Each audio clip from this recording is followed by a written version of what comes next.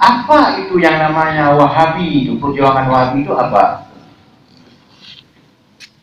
Wahabi itu suatu firqah yang dalalah, sebuah pergi yang sesat, yang dengan mukjizat Rasulullah, Rasul kali berkata itu partai yang sesat, firqah yang sesat. Wahabi dibangsakan kepada Muhammad bin Abdul Wahab. Muhammad bin Abdul Wahab nyana dua saudara. Pertama Syekh Sulaiman Abdul Wahab, yang ada orangnya Muhammad bin Abdul Wahab. Abdul Wahab ayahanda daripada mereka itu ulama besar, orang yang alim, dan orang yang kasyaf. Syekh Abdul Wahab pernah berperasaan bahwa terjadilah pada anak ini besoknya kesesatan. Karena masa banyak-banyak Tuan Muhammad bin Abdul Wahab hanya pernah ditembut ilmu fiqh, hanya pernah ditembut mazhab-mazhab. Maka ada begini, mudah nanti ada itu.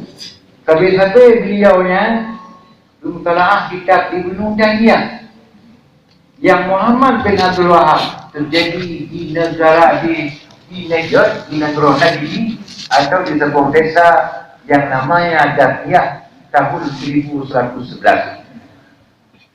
Yang lain. Kemudian 1972 baru lahirlah perjuangan Muhammad bin Abdul Wahab. Muhammad bin Abdul Wahab di dalam kitab Ibnu Taimiyah, di dalam peninggalan karangan-karangan Musailamah Kadzdzab.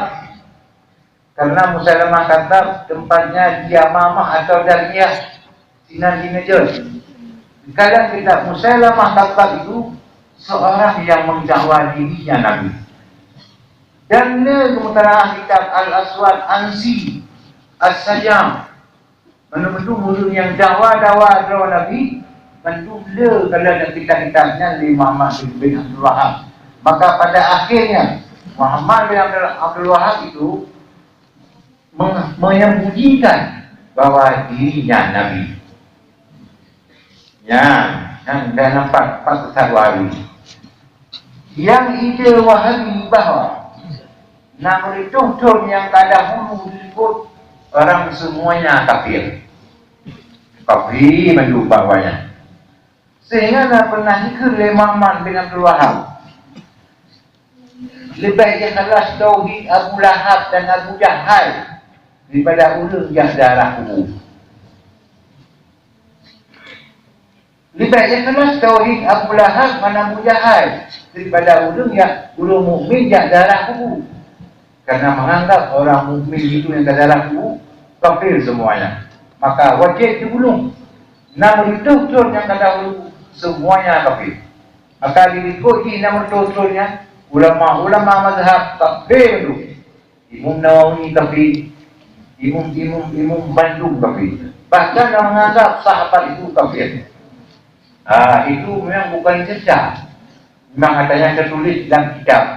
Yang dia baca kitab, jaga kitab. Kita masih baca, kau pegang hang tengok. Kita masih baca, kau pegang hang tengok. Ya, mau tengok. Nyo, ya apa? Yang ide-ide Wahabi mengharamkan orang yang ziarah kubur, walaupun kubur Rasulullah sallallahu alaihi wasallam.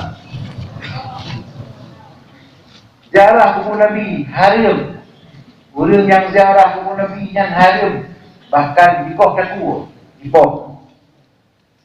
Jadi yang mana akidah Wahabi itu adalah takfir wa tahlil dima'ul muslimin wa amwaluhum. Ide Wahabi mengkafirkan orang lain dan menghalalkan darah orang muslimin dan harta mereka itu. Dianggap yang kai poh teo kaji teo harta karenanya poh tapi. Ya, bahkan dianggap mana betul-betul tapi karena yang ulun jarah kubu. Ya, Mbak, yang mengenal jarah kubu, kemudian taklid mazhab.